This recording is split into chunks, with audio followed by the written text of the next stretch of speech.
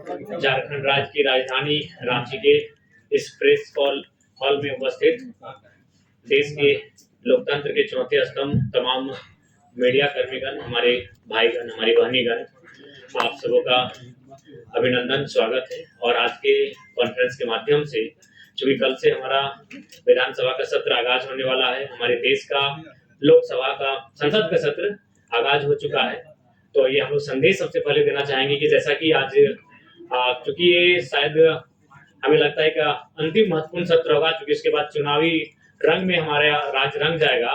तो इस राज्य की जिन उम्मीदों के साथ ये सरकार चुनने का काम की थी, जो उम्मीदें इन्होंने जगाकर हमारे वोटों को लेने का काम किया था, और हम लोगों ने एक बड़ी आशा और उम्मीद के साथ वर्तमान की सरकार को चुनने का काम किया था, क्योंकि उनके पास ये अंतिम अवसर है।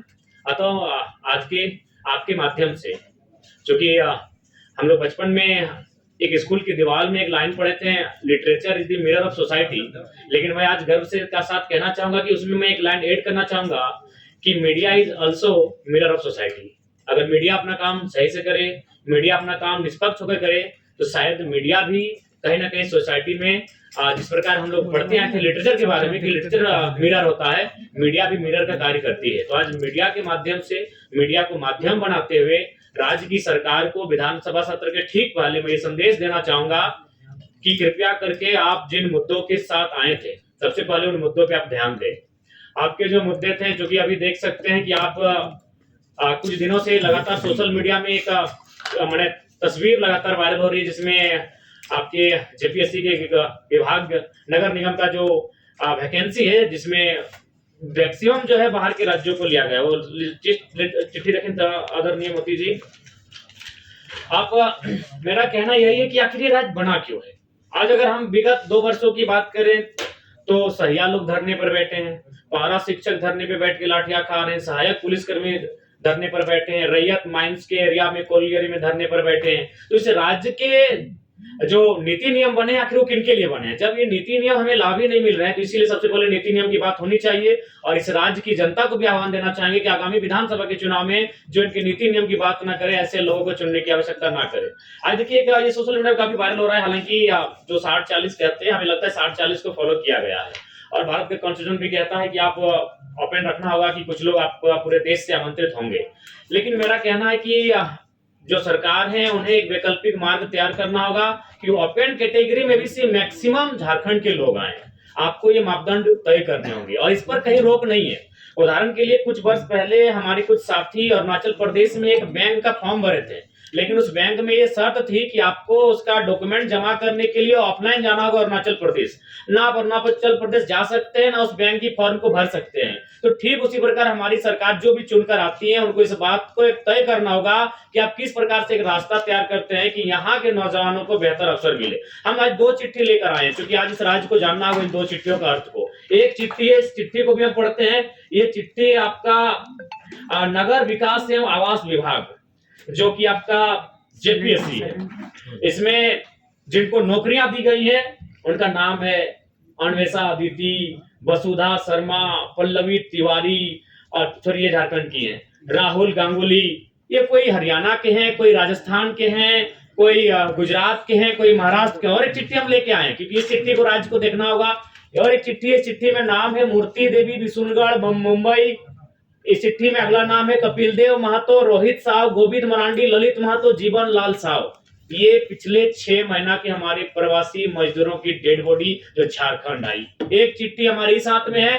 ये चिट्ठी जिनमें 28 लोगों का नाम है, जिनमें 18 लोग हमारी नौकरियों को लूट के लेके जा रहे हैं और सरकार तमाशा देख रही है, बेचने का काम कर रही है। और इसी चिट्ठी में 16 लोगों का नाम है। ये प्रवासी मजदूरों की मौत का लिस्ट है। ये इसलिए झारखंड राज्य नहीं बना था।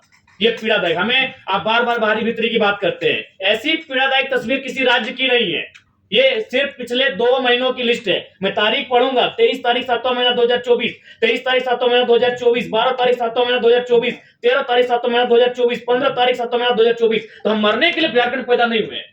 40% खनिज संपदा हम लोग, हमारी जमीन से निकल कर जाता है, हम प्रवासी मजदूर बन के जाते हैं। हमारी लाश कहां से आती है? मुंबई से, मुंबई से, मुंबई से। कर्नाटक, गुजरात, मुंबई, केरल, हैदराबाद, पुणे, मुंबई, मुंबई, मलेशिया, गुजरात, तमिलनाडु, चेन्नई, हैदराबाद। ये चेन्नई और हैदराबाद की डेड बॉडी अभी घर नहीं पहुंची है। 4 दिन हो चुके हैं। 4 दिन हो चुके हैं, ये चेन्नई और हैदराबाद की डेड बॉडी अभी तक घर नहीं पहुंची है।